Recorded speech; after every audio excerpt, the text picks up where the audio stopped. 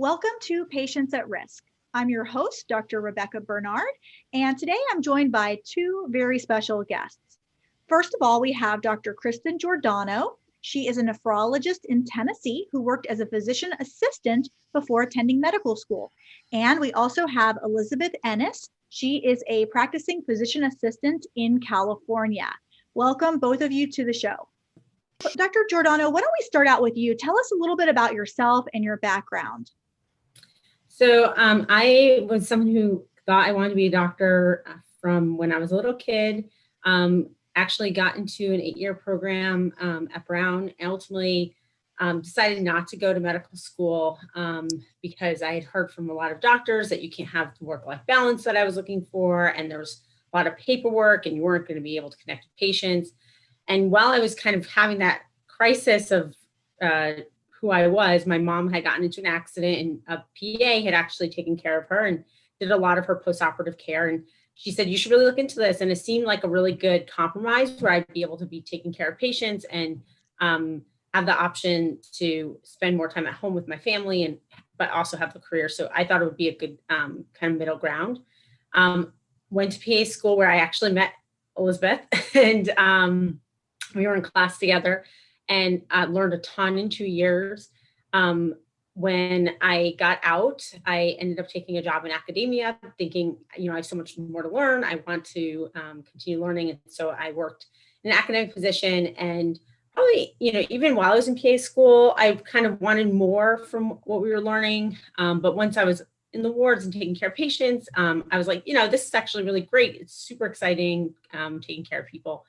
And then while I was working, I actually had a mentor, a woman physician who showed me that you could be the kind of doctor that I had envisioned from when I was, looking up at my 7-year-old mind and my pediatrician.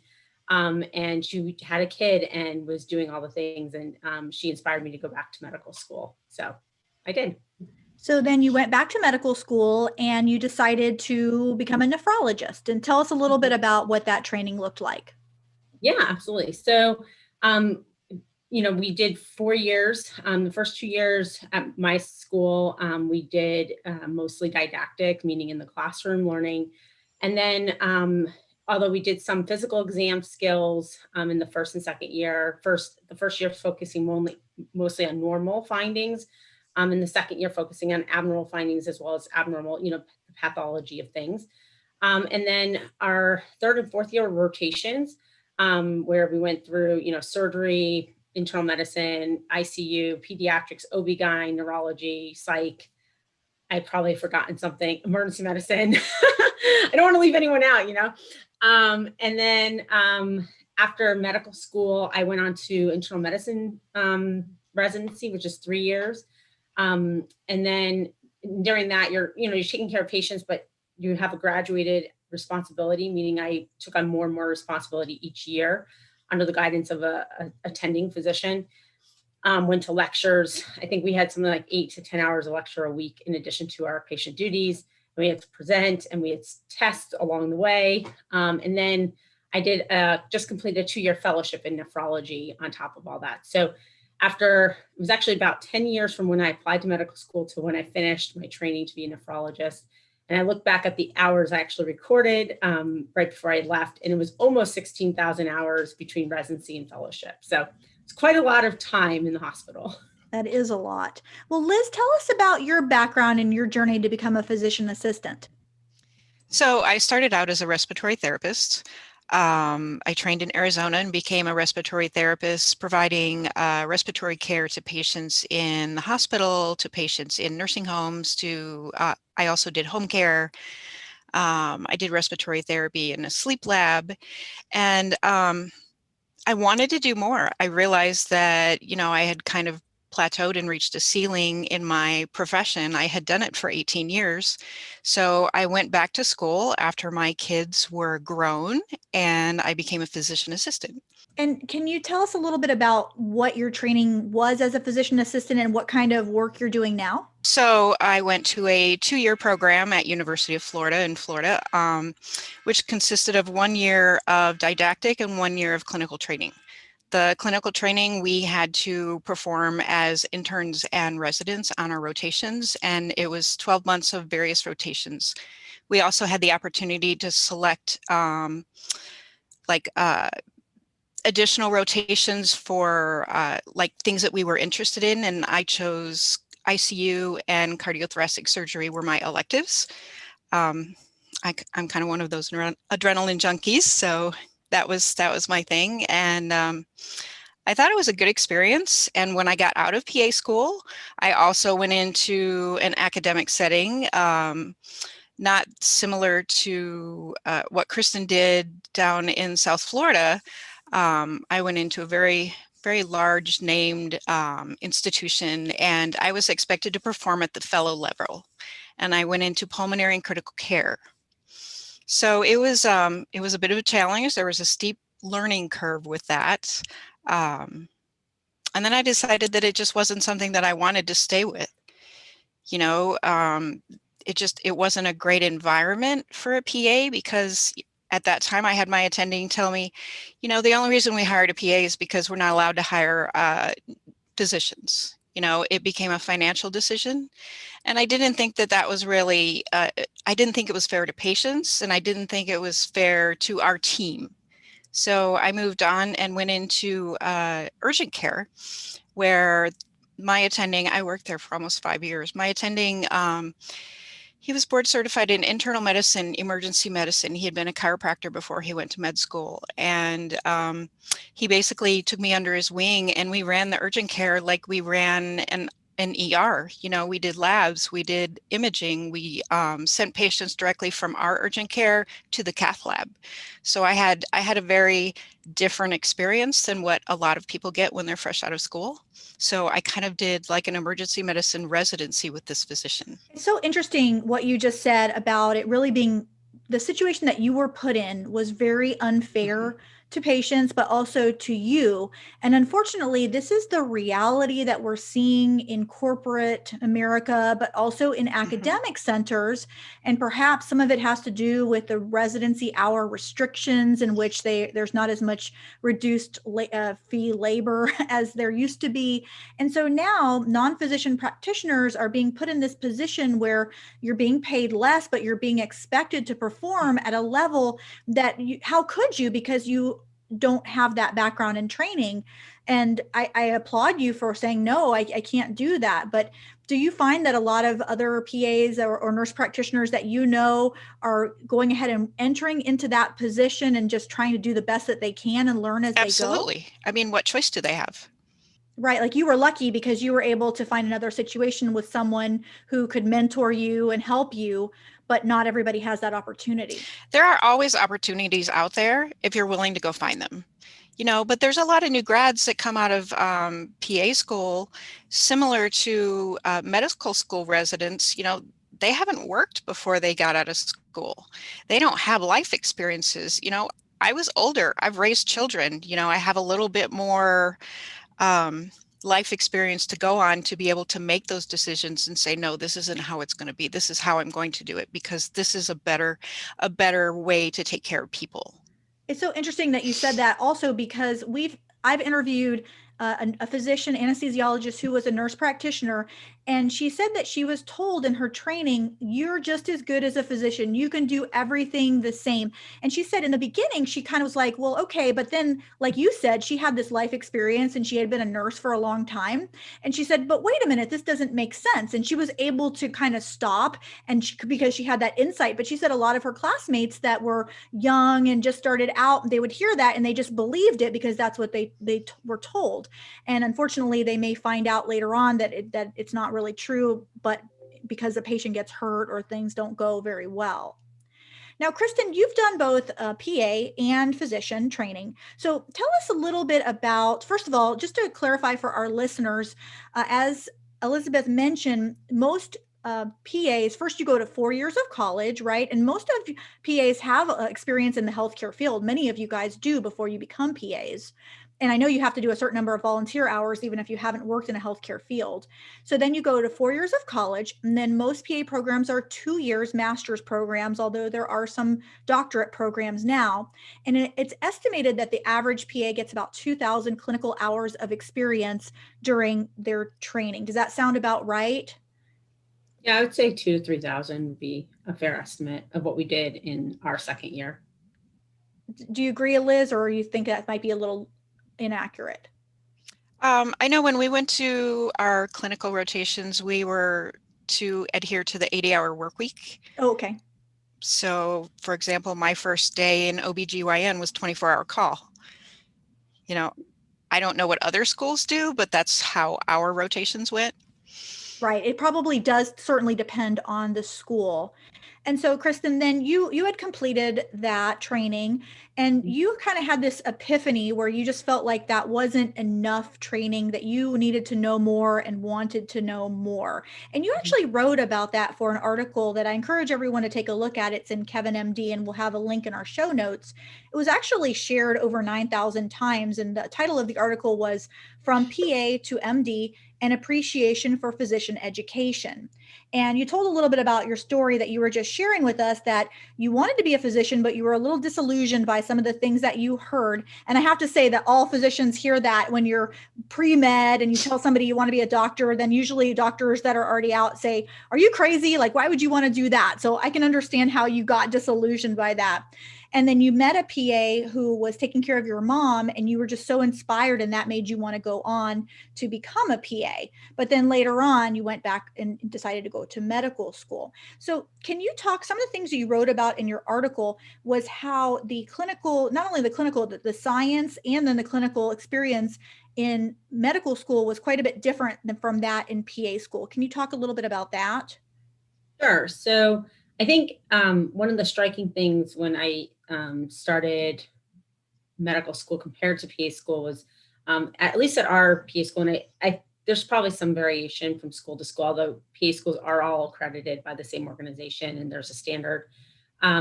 We had a huge focus on physical exam skills in PA school and taking a history. We actually went through Bates physical exam, and I don't know if she remembers this trauma. We were quizzed on the prints in red, which are the abnormal findings. And it was pretty detailed. And I felt pretty confident. We did history taking with and attending in small groups. We actually saw real patients as first year students prior to going into second year. And so when I left PA school, I felt pretty confident in taking a good history and doing a physical exam. In medical school, at least where I went, and I know that there's a difference amongst medical schools, how they're doing this now in the first 2 years, we had some focus on physical exam findings, but it was a weekly class in learning basic review systems and things like that. But it didn't actually have as much of I wasn't quizzed on a lot of the smaller details that we were in PA school. And I think compared to how I entered second year of PA school or even finishing PA school compared to a third-year medical student in terms of my history and exam taking skills, I think those were at that juncture superior in terms of training.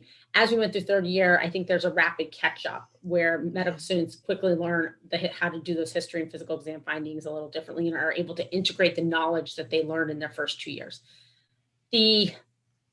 As far as complexity of topics, the depth in medical school is way more deep we just have more time to do that because we're studying for 2 full years instead of just 1 year in our classrooms.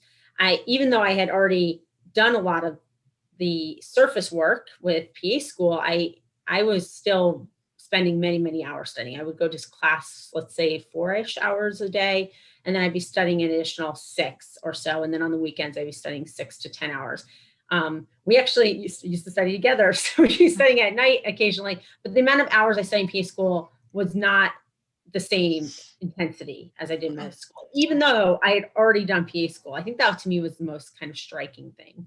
Right. Like you would think that, well, maybe you can just even skip some of this stuff because you should have already, theoretically, you could do it. You've already done it in PA school. But what you're saying is that maybe you had a little bit of an advantage going through PA school, at least as far as history and physical, but as far as the depth of the maybe pathophysiology and things like that, maybe that's where some of the differences were.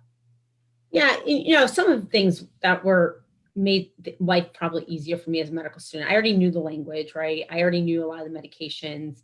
We had been introduced to use this medication for this disease process. I knew some of the guidelines for cardiology, what you do if there's a heart attack, for example. So that stuff was easier to do. And I'm forgetting what I was just going to say. There was one other thing that was easier.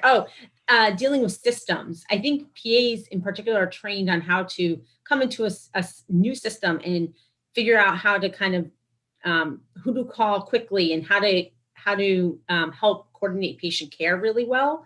And that's not something we focus on in medical school. I don't think we get very good training early on. And that's something we learn as interns, right? Is like, how do I coordinate patients going home and making sure that they have all the things they need? I feel like we got a lot of that in PA school. So we were thinking about that ahead of time. So we were more ready to enter practice graduating PA school compared to medical school when you know you're going to have an intern year to learn some of those logistical things. Liz, are you happy with your choice to be a PA? Have you ever thought about going on to further your education, or do you feel like you have what you need to take care of patients in the role that you have now? I feel I'm okay doing what I do. I've been doing this for 11 years. I've had a lot of really extensive training outside of PA school that has afforded me the ability to make more broad critical decisions. And I have a network of attending physicians that I work with on a regular basis. They're not supervising physicians. However, there's never a time like if I have a patient that has, an abnormal EKG, I can't run that by somebody who's an interventional cardiologist because I built those networks and I built those teams of my own, network of people that I want to make sure that I'm doing the best I can for every single patient I come across. So right now you're in California, that's right. And I think California, you still have a supervisory physician that you are assigned to, or are you guys on the optimum team practice model there in California? We still have a designated physician that we're assigned to. It's not something that has to be reported to the state. We don't have to submit any paperwork saying that, yes, we're assigned. We have what they call collaborating physician agreements within our practice. We have where I work for an organization that is it's an organization of 21 clinics that we have a multi-specialty organization. We have endocrinology, we have GI people that we work with, we have cardiologists that we work with. So I have a network of people already in place. And it's just a matter of networking outside of our organization if I need something different, like a podiatrist or, a wound care specialist. I've built those working networks. So are you working in a primary care capacity right now? Yes. And so would you say then that your patients are pretty much managed by you exclusively, and then you just go to a physician if you have questions or concerns, or do you share patients with a physician? I do not share patients with a physician. My patients are assigned to me as their primary care provider. Occasionally something will come up where I'll run something by my attending and be like, hey, this comes up. What do you think we should do with this? Things like that. But as far as like him having any kind of say so over how I take care of these people, no, I'm pretty autonomous like that. So let me ask you, so I'm a family doctor, so I'm a primary care physician. I did medical school and residency. Why shouldn't I have just gone to PA school and become a PA? Like, is there any reason that anybody should even go to medical school? I guess is what I'm saying, because it doesn't sound like you feel like in where you're working the way you're doing it, that maybe you have a lot of a need for a physician. Oh, I love my physicians. I would not work in a team environment that I wouldn't have a physician to be able to rely on. I like having that team approach. I like having the ability that, hey, if something comes up, I'm not a trained physician. And I don't have an ego to where it's like, oh, well, I'm the PA, I'm taking care of everything. It's not like that. I'm here to take care of what I can. And if there's something that's above my scope, I have no problem reaching out and having somebody else help me with that. So what I hear you saying is you kind of know what you should know and where you may need some extra help, and your training helps you to know where that is.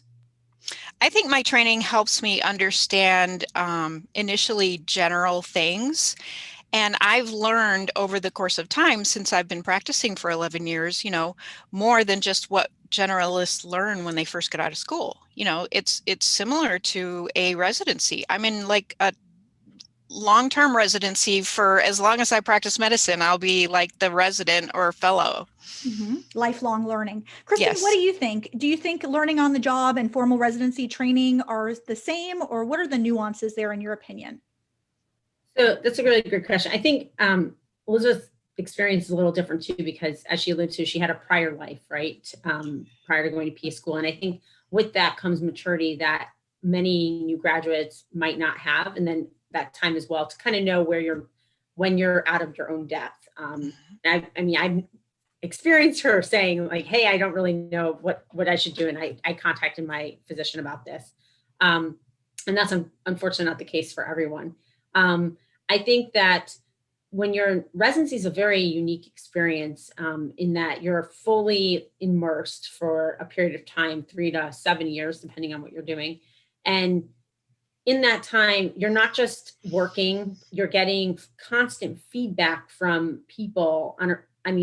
People are seeing every single patient I saw for like the last 5 years or longer now was seen by an attending. And so I got that constant feedback of, did you think about this? Make sure you're thinking about that. And when you're learning on the job, when I was working as a PA, you get some feedback, but there are patients that you are seeing on your own where your attending doesn't see them. And so there's probably missed opportunities there where you could be learning and adding to your repertoire, but you don't get the opportunity. But that's not the role. The role of a PA isn't to become independent on their own, which is my goal, right, as a physician. So they're different goals ultimately. And I don't think they're opposing at all. I think ultimately my hope, and I think she shares this hope too, is that physicians and PAs will come together and kind of combat a lot of what we both have experienced in terms of corporate greed, putting PAs and nurse practitioners in unfair circumstances for them as well as their patients and for the physician too.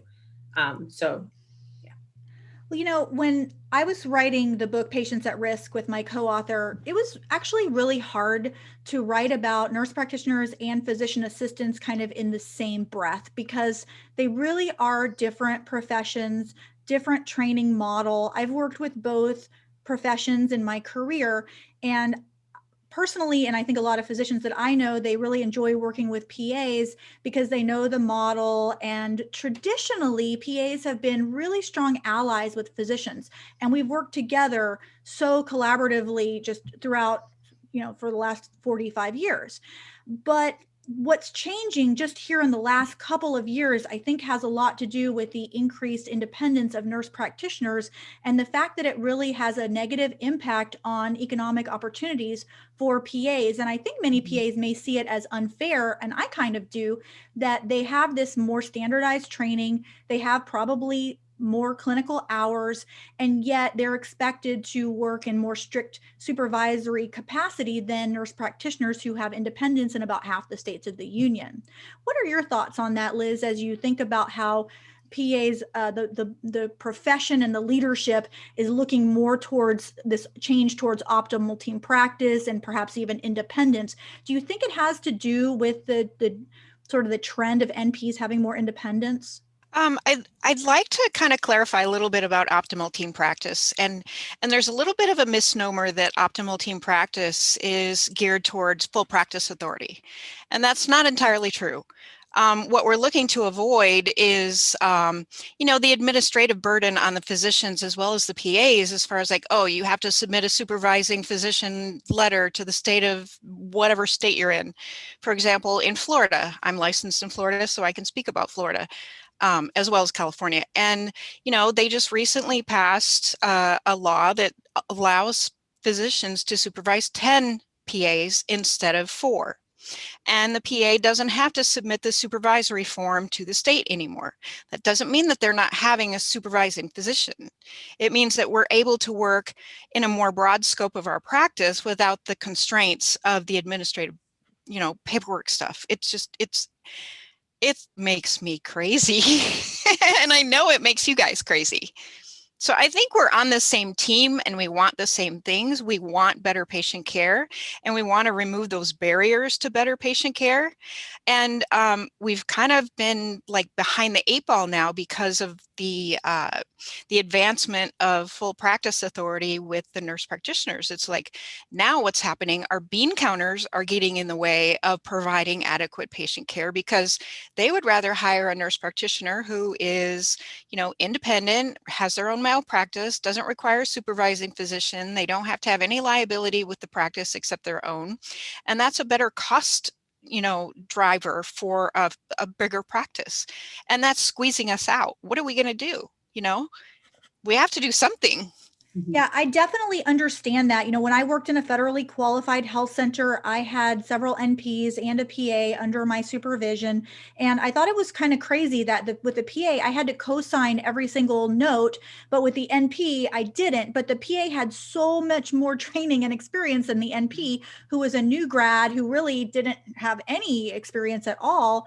But it was just the law. And you're right, it didn't make any sense at all.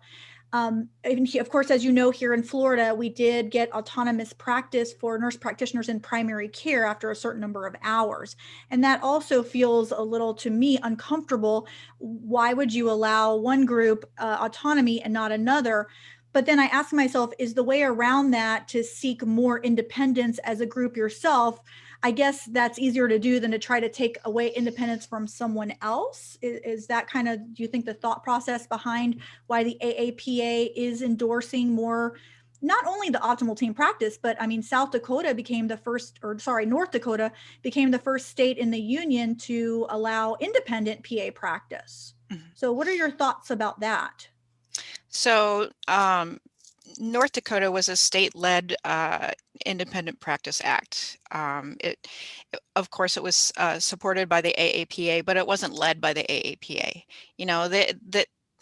It's kind of like similar to the American Medical Association, where they leave it to the state organizations to divvy up what they want per state, and then the AAPA, also known as AMA for you guys, kind of just oversees and just kind of travels along with it and says, oh yeah, that's a great idea, or no, I don't know, maybe we shouldn't do that. I really think that for PAs to become more readily used by the states and by physicians, that we need to push for some sort of less administrative burden. Now that I personally don't feel that PAs should practice independently. That was never what the design was intended for. I would not want to practice without an attending doctor to be able to rely on. And I have 11 years experience, and I have really good training at really high value places, and absolutely the doctors are the lead of the team, and that's the way it should be. We work together. That's the way it's supposed to be, because that's when you get the best patient care. And, I hear that so much from so many PAs, especially those with more experience. But I think some of the newer ones that are coming out may feel a little bit differently. What are you hearing from colleagues or from newer graduates? I'm not hearing a whole lot because I don't have a lot of exposure to new graduates. I know from what I've read with the nurse practitioners that there's a big push from the very beginning to find that terminal doctoral degree. And I know my experience as a PA, that has never been our push to get that terminal doctoral degree to be able to be called doctor, because we're not doctors. We were never trained to be doctors. We were trained to be adjunct to the physician. I don't like the word extender because it sounds kind of demeaning, but really, if I've got a really good attending and he teaches me everything he needs for me to know to take care of his patients, I'm going to be an extension of him. And he's not going to be, or she, just remain neutral there. They're not going to be like, oh, I can't believe that they did this and da da da. Like, who taught them how to do? Well, dude, I'm under your wing. You're the one who has trained me to do this, and I'm going to do as good, if not better, than what you teach me. Let's talk for a few minutes about some of the new changes in terminology. We know that a few years ago, the AAPA came out with the idea of, instead of calling physician assistant that name, to use just the acronym PA, and they had a campaign, Just Say PA. And then now more recently, there has been a move towards endorsing the terminology physician associate.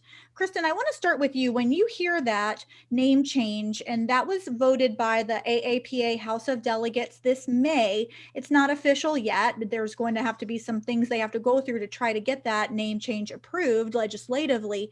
But Christin, what are your thoughts when you hear about the name physician associate?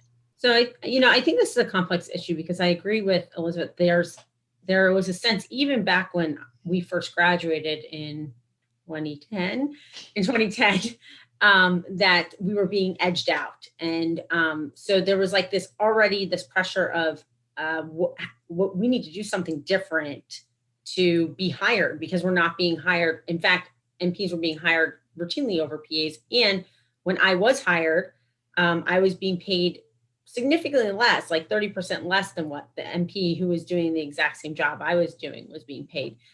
So now it's 10 years ago. And I think if I had to guess, that has only widened.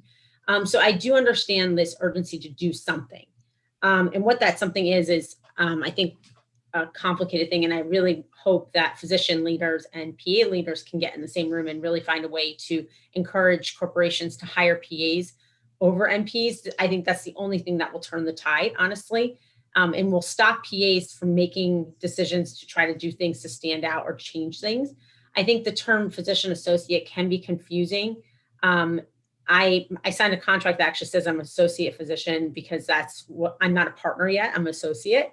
So that's confusing. And then to add to that, we have assistant physicians who are medical students who've graduated, so they're physicians, but haven't entered residency. So that's confusing. We have graduate physicians who are the same thing. And they're also in some states, I think in Arizona, called associate physicians. So in all of this, patients are like, what is going on? And I really think we need to find a way to make it very clear what everyone's role is on the team. The name change, I would probably go with something completely different than physician associate, or even having something that's not physician in the title or something to help clarify things. And I am not privy to the other names that they considered. But my understanding was maybe the delegates what they had voted for wasn't necessarily representative of what people had desired. I'm not quite sure about all those details, but what do you think, Liz, about the title? When I look at it, the resolution passed 198 to 68, so it wasn't a unanimous vote. And of course, these are delegates. This certainly is not the PA profession at large. These are people who are involved in the political aspects. So you're right, it may not be representative. What do you think, Liz? Is the name change sound good to you, or are you not in favor of it? I know we hired an independent marketing firm to be able to try and see what we could do for rebranding. There were a select number of names that, physician associate, keep it at physician assistant, medical care practitioner, praxician, which that one got X'd out right away. Thank goodness. I'm like, praxician, what?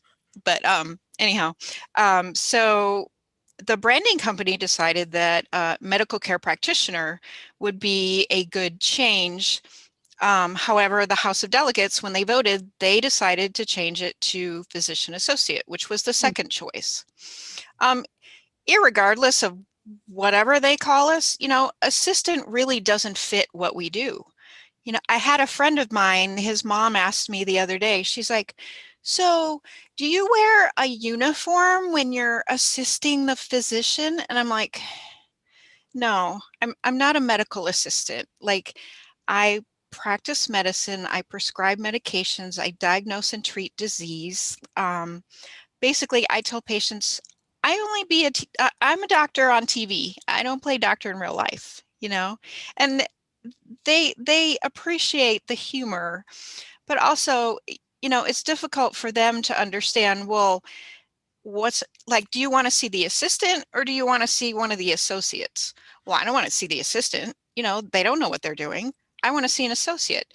And patients don't know the difference between what Christin is called on her contract. When she walks into a patient's room, she says, hi, I'm Dr. Christin Giordano McCullough. She doesn't say, I'm a physician associate. She doesn't say, I'm an associate physician. She says, I'm Dr. So-and-so. PAs are never going to walk into a room, and they shouldn't say, I'm Dr. So-and-so. I don't think there's a confusion with that. Christin, do you think there's confusion? Have you seen patients where they're not sure? Less so for PAs than for NPs. I think that's, I think the white coat in general is confusing to patients. I've been mistaken for being the nurse more times than I can count, despite my I white think that's coat. common for most women in medicine these So, days. I think that there's just in general, patients don't understand what the roles of people are on the team, regardless of what the names are, the titles. I do think I refer to my equally trained, meaning physicians, as associates. I think of people who have not gone through the same training or level as not being associates, which is why I don't like the term assistant either. And like, I didn't even hear medical care practitioner or something. Like coming up with something new would have been better, I think, because it's less confusing. Ultimately, I think there should be a large patient education campaign around who is taking care of you on the medical team and explaining all the roles of those individuals so that patients aren't confused about who someone's saying, I'm Dr. So-and-so, or I'm PA Ennis or whatever. They have no idea. They don't know the difference. And I think ultimately, if you have a patient who has seen a primary care clinician, they often will assume that that person's a physician, whether or not Elizabeth could go in and say, I'm a PA. I guarantee you there are some of her patients who think that she's a doctor regardless. Or they can say you and me and think that well, when is the doctor coming in? I keep seeing that nurse. Yeah, because we do get that. I haven't seen a doctor this whole hospitalization. Yes, even if you have a huge MD-DO badge and all this stuff. I mean, they don't know what that means. And that's on us, right? In our healthcare systems to educate patients on what each of those what the training is and what the role of all those people are on the medical team. Right. Well, I think as we've pointed out here, what's really important is that patients get the best quality of care possible and that we try to be as truthful and transparent as we can be. And I want to thank both of you guys for coming to talk about this, and thank you for your hard work in taking care of patients. And of course, if you're listening and you'd like to learn more about these issues, I would encourage you to get our book. It's called Patients at Risk: The Rise of the Nurse Practitioner and Physician Assistant in Healthcare. It's available at Amazon.com and at Barnes & Noble. If you're a physician and you'd like to learn more about getting involved with advocacy for patients and truth and transparency, then please join Physicians for Patient Protection, our website, physiciansforpatientprotection.org. Please listen and subscribe to our podcast and our YouTube channel. It's called Patients at Risk. Thank you so much, and we'll see you on the next podcast.